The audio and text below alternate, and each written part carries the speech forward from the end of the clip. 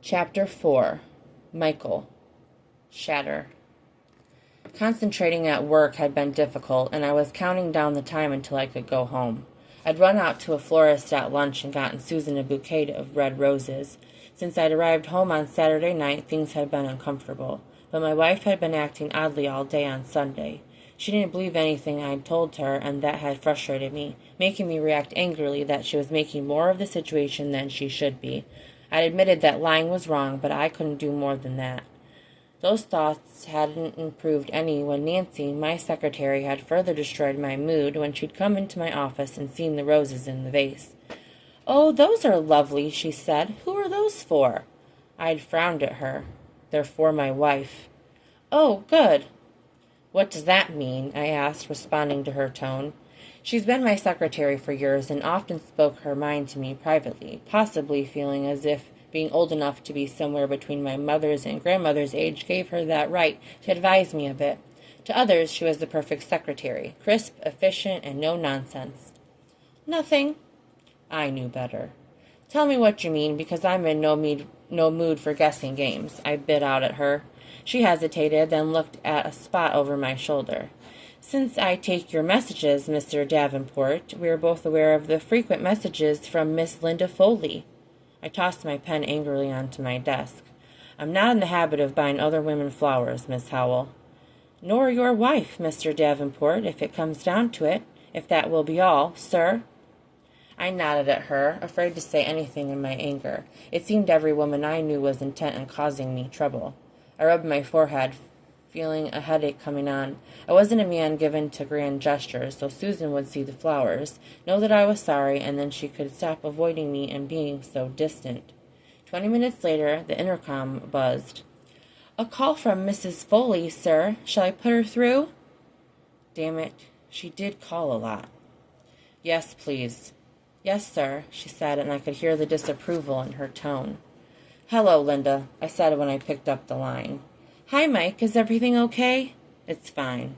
"I wasn't sure since you didn't come over yesterday," she said. "You didn't call me either."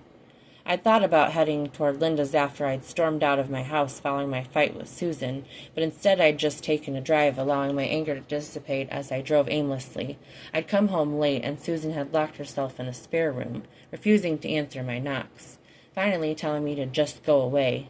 I'd wanted to kick that door in and have it out with her, let her know I didn't appreciate her attitude and straighten everything out once and for all, but instead I'd stormed off to our bedroom where, for only the second night in our marriage, I'd slept alone in that bed. "Linda, I'm not going to be able to come over anymore." "But why?" Her voice was sad. "Susan wasn't happy that I've been helping you and keeping it a secret from her." "But Mike, it's just been so hard for me since Rich was killed, and you've been such a great friend to me. All the work you've done to get the house ready to sell has been a godsend. You're all that's gotten me through this horrible time, and now you are telling me I can't have your friendship anymore because Susan is jealous of you helping a widow? She has you, but I have no one now." I heard her quietly weeping into the phone. "Linda, keeping secrets from Susan wasn't right, and I'd like to know why you lied to me about who was on the phone when I walked into your house Saturday. When I asked, you said it was a neighbor when it was actually Susan." She began crying harder. "I'm sorry for lying, Mike. I'm so sorry, but I knew if I told you that you'd go home immediately, and I couldn't bear to be alone on Rich's birthday. It was selfish and wrong, but you know what a hard day that was for me. I just wasn't myself." She had been weepy all day, and when I tried to leave after dinner, she'd begun sobbing and had thrown herself into my arms. I'd held her until she cried herself out, awkwardly patting her back, and then she'd taken one step back from me, her hands on my chest, her eyes shining with tears. "Mike, I've been so lonely you can't even imagine. The only time I feel alive is when you're here." She'd slid her hands up my chest to my shoulders, and she rose on tiptoe up till her lips were just inches from mine. "Please, just for tonight, make me forget the pain, Mike. Help me to remember what it feels like to be a woman. I'll never tell anyone, I swear. It'll be our one-time secret, and no one has to know. But I'm tired of feeling so empty and alone. I want to feel alive, even if it's just temporary." Linda pressed herself even closer, her voice a breathy whisper. "You make me feel alive, Mike." I thought about it. I'd thought about what she was offering to me and the fact that no one would know, except I would have known, and I couldn't take that step away from Susan. I put my hands on Linda's upper arms and moved her away from me.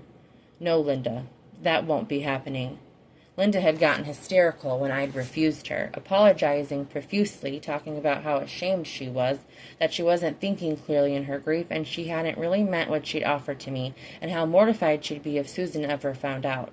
She was pleading with me to just forget what she'd said, that she just missed Rich so much she felt like she was going crazy. I'd stayed and talked things out with her, reassuring her that I understood it was the grief. I'd stayed until she had calmed down, and then I'd gone home and realized my wife knew where I'd been and everything had gone downhill. For Susan's sake, I can't continue helping you, Linda. I'm going to ask that you not call me at work anymore either. We've both hurt my wife with all the lies, and I've given you more time than I should have. So that's it? Our friendship means nothing to you? I could barely understand her since she was crying so hard. My wife means more, and it's time I start showing her that again, I said. Goodbye, Linda. I'd hung up before she could say anything else. When 5 o'clock came, I was out the door, roses in hand. The 20-minute drive seemed to take forever, but I was finally pulling into our driveway, and then I rushed into the house. Our home was strangely quiet. Susan, I called out. Honey, where are you? Running into the kitchen, I saw a white envelope with Michael written on it, propped against the salt and pepper shakers on the kitchen table. Placing the roses on the table, I picked up the envelope, a feeling of dread coming over me, and opened it.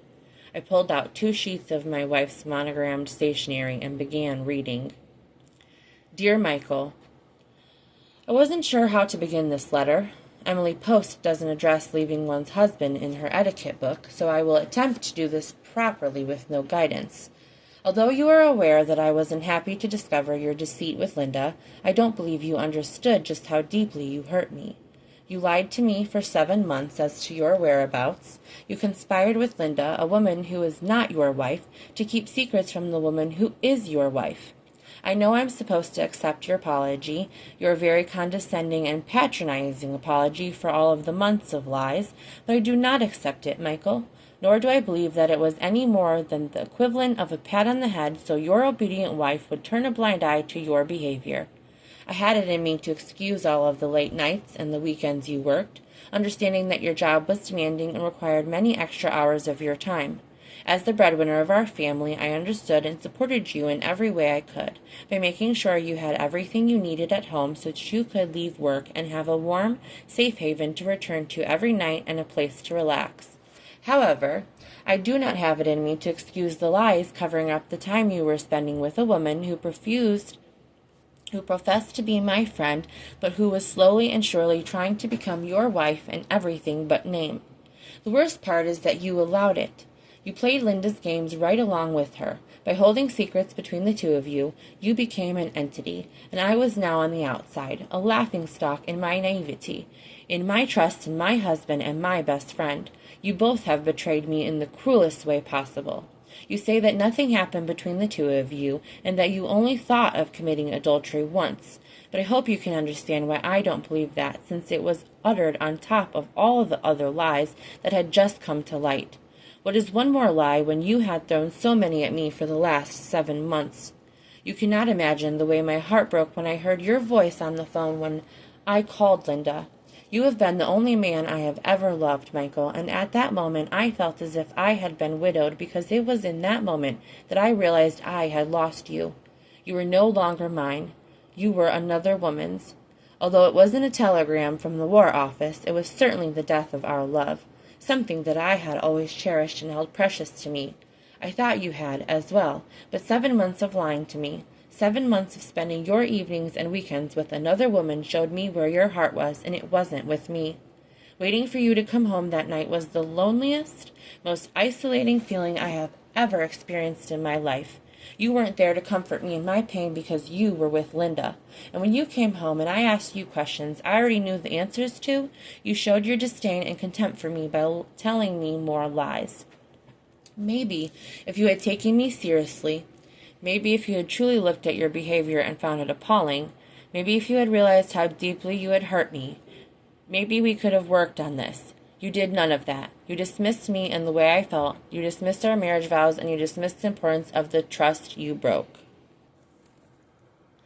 Maybe if you had taken me seriously, maybe if you had truly looked at your behavior and found it appalling, maybe if you had realized how deeply you had hurt me, maybe we could have worked on this. You did none of that. You dismissed me and the way I felt. You dismissed our marriage vows, and you dismissed the importance of the trust you broke.